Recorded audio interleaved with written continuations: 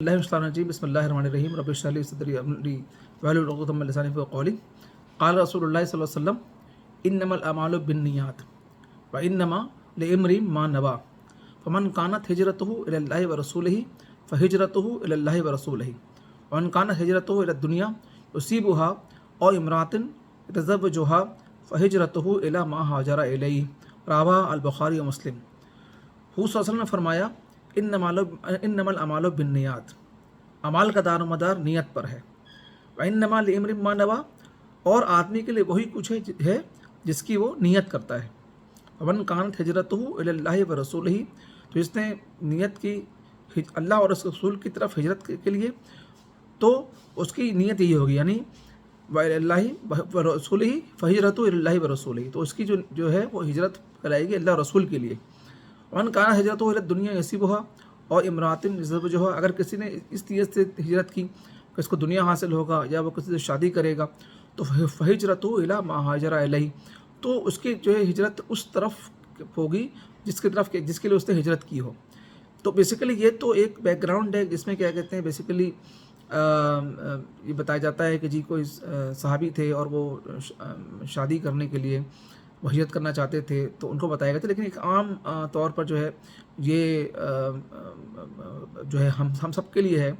کہ اعمال کا دار و مدار نیت کے اوپر ہے، یعنی انسان جو نیت کرے گا اسی نیت کے لیے کیا کہتے ہیں اس کی سمجھی جائے گی۔ یعنی مثال کے طور پر کہ جی حضور نے فرمایا کہ انما الاعمال بالنیات، اعمال کا دار و مدار نیت پر ہے۔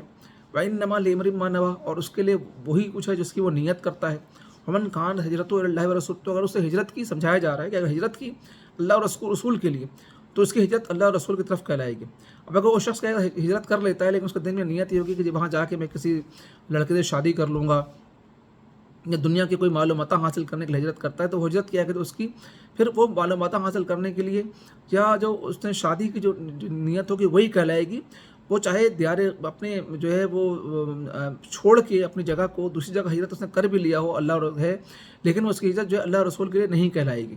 تو یہ حدیث بیسیکلی بتاتی ہے کہ جو ہمارے جو جتنے اعمال ہیں اس کو خالص ہونے کی جو بنیاد ہے،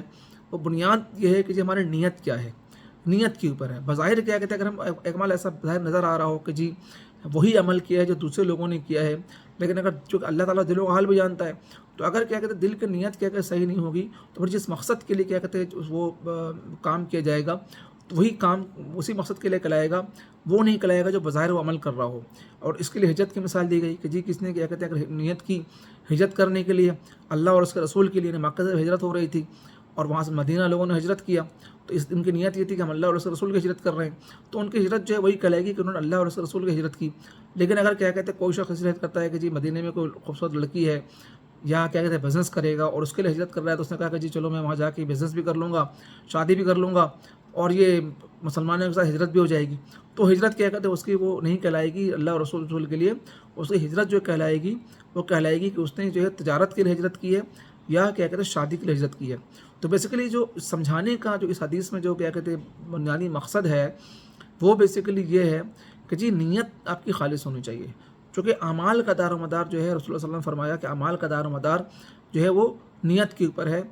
جو نیت خالص ہونی چاہیے۔ اور اعمال کے کسی بھی آپ کوئی بھی کام کرتے ہیں، کوئی بھی نیکی کرتے ہیں، چاہے اللہ کے راستے میں خرچ کرتے ہیں، انفاق سبیل اللہ کرتے ہیں، چاہے قربانی کرتے ہیں،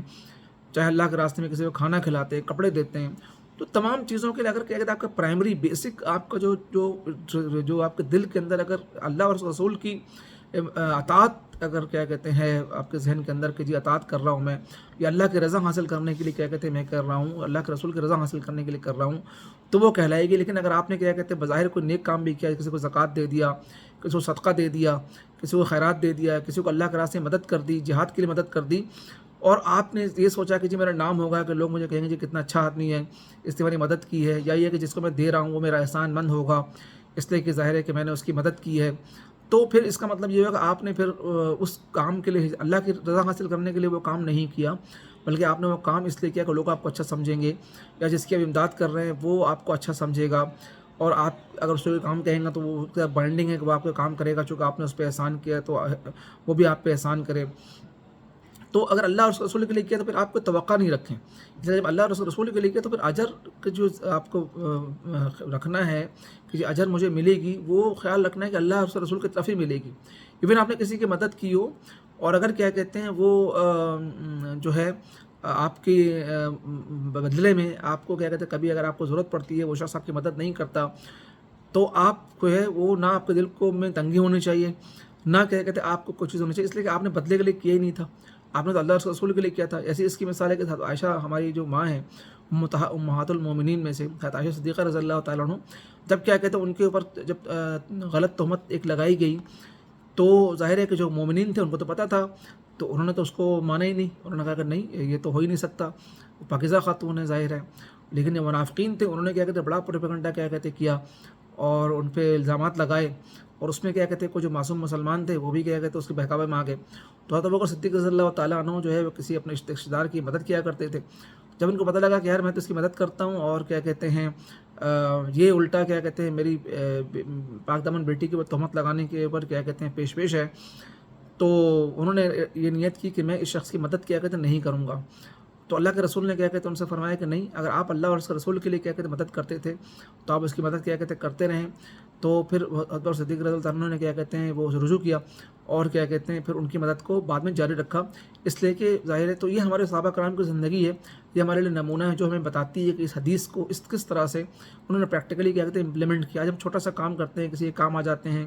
ہم کیا کہتے ہیں کسی کو کوئی مشکل آسان کر دیتے ہیں، کسی کے لیے کوئی اور کام کر دیتے ہیں، تو ہم فوراً طور پہ توقع رکھتے ہیں کہ جی ہم نے جو کچھ کے ساتھ ہی معاملہ کیا ہے تو وقت پڑنے پر کیا کہتے ہیں وہ بھی ہماری کیا کہتے ہیں بات مانیں، ہماری کیا کہتے ہیں جی کام آئے گا، ہم اس کو کچھ کہیں گے، وہ کام اگر نہ آئے تو ہم ناراض ہو جاتے ہیں کہ یار دیکھیں ہم نے تو ان کے ساتھ بڑا اچھا رویہ رکھا، ہم نے تو کیا کہتے ہیں ان کی مدد بھی کی، مشکل پڑنے پہ ہم نے یہ بھی کیا فلاں بھی کیا، تو ہماری ضرورت پڑی تو ہماری انہوں نے باتیں نہیں مانی۔ تو بات یہ تھی کہ اس کا مطلب یہ تھا کہ آپ نے جو مدد کی تھی وہ اللہ اور اس کے رسول کے جو قرب حاصل کرنے کے لیے نہیں کی تھی،